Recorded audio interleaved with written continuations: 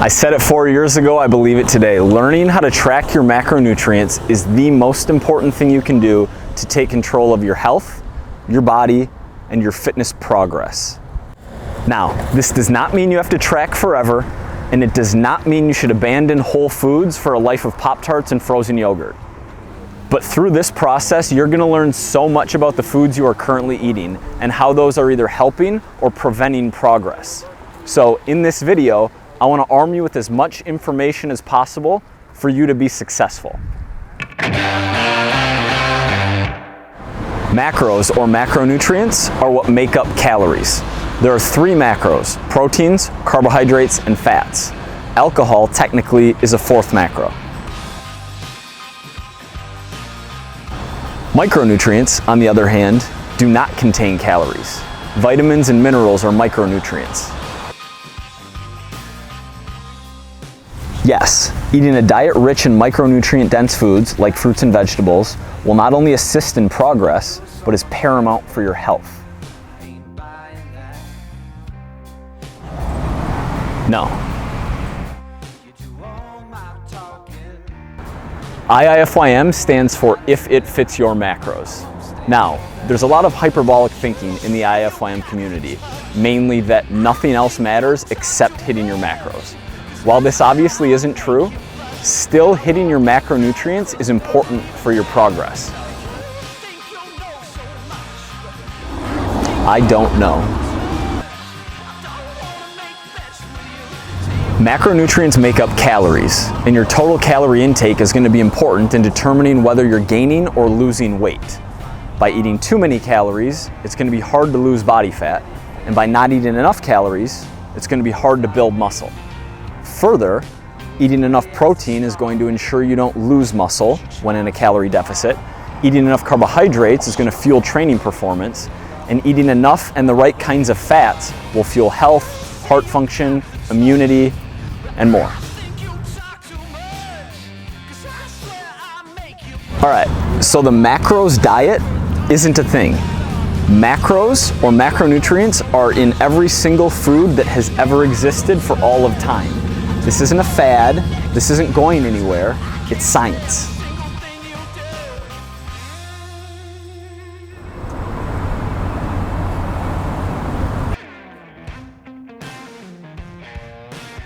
Yeah, actually, and I'm all for experimenting with different styles of eating. But you can track your macros if you're vegetarian, vegan, paleo, primal, and you will see progress and benefit from doing so. First, if the food has a nutrition label, use that. I've actually found Google's food database to be the most accurate. I also have an app with an accurate food database that is less comprehensive. A lot of people like MyFitnessPal, which I don't hate. It's just that with user uploaded foods, there's a lot of inaccuracies in the food database.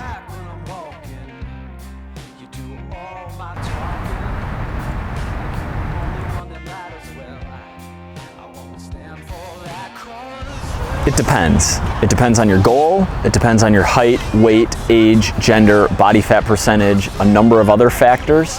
But there are many great resources for online calculators.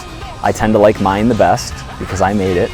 But something that's important to remember is that even the best calculator is just an estimate. It's just a starting point. What is most relevant is how many calories you have been eating and the progress you're making on that intake. So assess progress based on how many calories you're eating and adjust from there.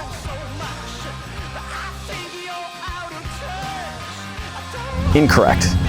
Eating adequate micronutrient-dense foods, strength training, getting adequate sleep, and following other common sense health tips is also important.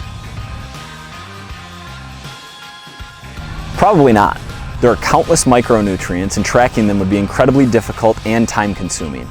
In fact, I don't think I've ever heard of someone actually tracking their micronutrients.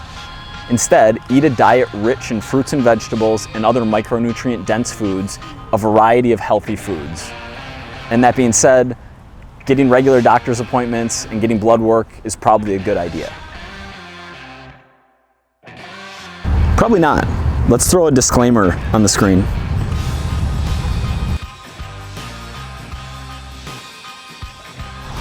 Who would win in a bare knuckle fight between Sirius Black and Lucius Malfoy? Some of these questions, you guys. No, nuts are great and contain fats that our bodies need, but the myth that nuts are a good source of protein is silly. For example, almonds are 73% fats, 14% protein. Nuts are awesome, not a protein source. Article, video.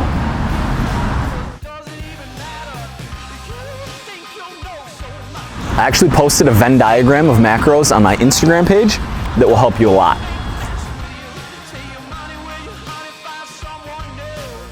Great question. We need to look at the servings per container. So if you look at the nutrition label, there are 4 servings per container.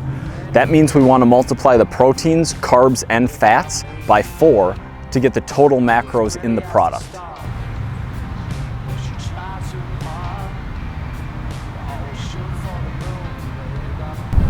Definitely count the macros in starches like potatoes and corn, but if you don't want to track green veggies or high fiber veggies, you don't have to.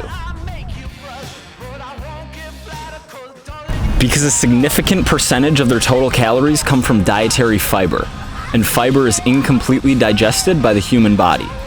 For more information on this or free veggies, I made a good video that I'll link up. I would. A food scale is not only going to be more accurate than traditional measuring utensils, but it's also going to be more convenient. And when you factor in cleanup time, it's going to be faster. Here's a video I made on how to use a food scale. No. You don't have to track alcohol, but if you drink fairly frequently, it makes sense to. The short answer, and what I like to do, is just reduce my carbs by 10 to 12 grams and fats by 5 to 6 grams for every drink I plan on having. I also wrote a more comprehensive 4-piece article on the subject called the Alcohol Regimen, if you want to check that out. Raw, and more information in this video.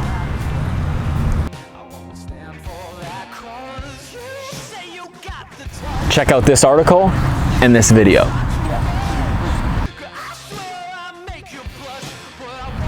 Absolutely not.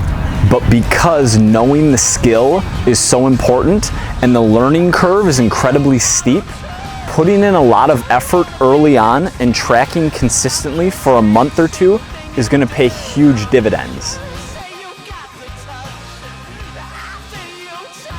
I understand. Mike Matthews, John Romanello, Jordan Syatt, Maddie Fusaro, Greg OG, Sigma Nutrition Danny, Nagar Fanuni, Jen Sinkler, It's Called Balance, Meg Squats, and The Paleo Chef. Thank you guys for watching. Please hit the like button. If you're not subscribed, consider subscribing. See you soon.